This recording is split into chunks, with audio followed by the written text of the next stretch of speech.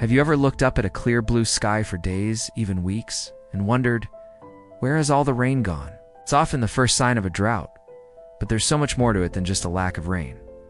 A drought isn't a single event. It's a slow-moving, creeping phenomenon that can last for months or even years. It's defined as a prolonged period with less than average precipitation, leading to serious water shortages. But how does it really start? It all begins in the atmosphere. Large-scale weather patterns can shift, creating what are called blocking highs. These are massive areas of high pressure that settle over a region and act like a giant shield, pushing away rain-bearing storms for an extended period. Think of it like a stubborn bouncer at a club, refusing entry to any moisture. When this happens, the rain simply doesn't fall, and the ground starts to feel the effects.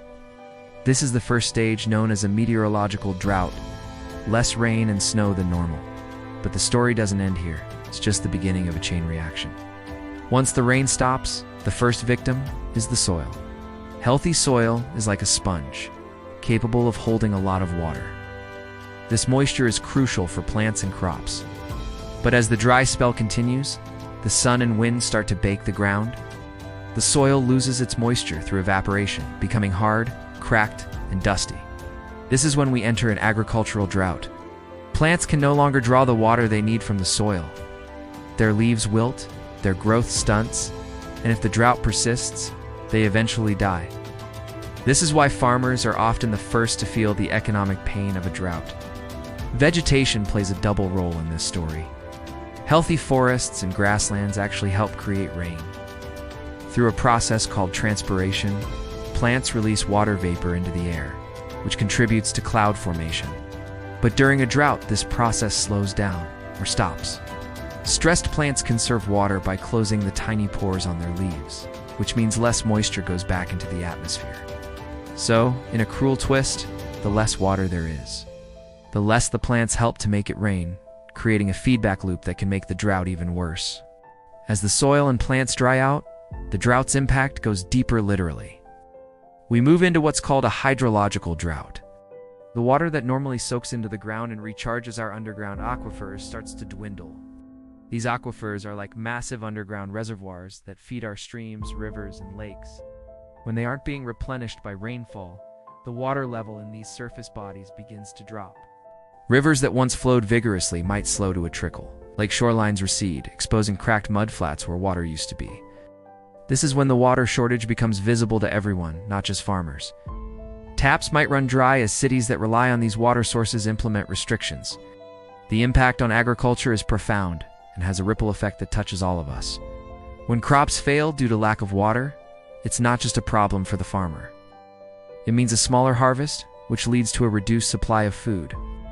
Basic economics tells us that when supply goes down and demand stays the same, prices go up.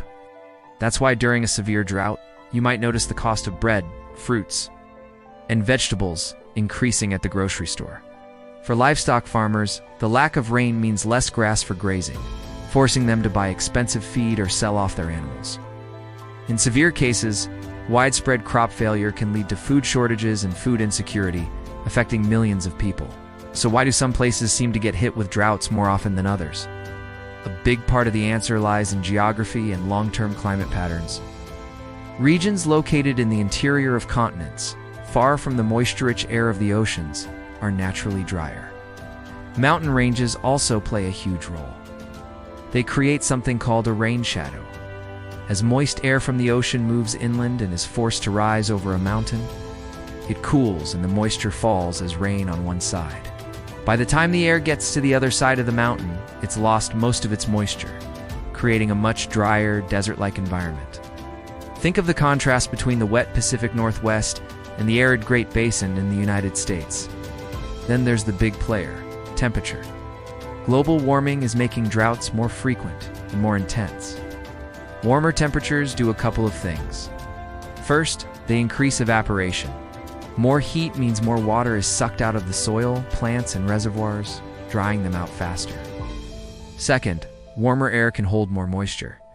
This might sound like a good thing, but it means that when it does rain, it can fall in more extreme, intense downpours rather than gentle soaking rains.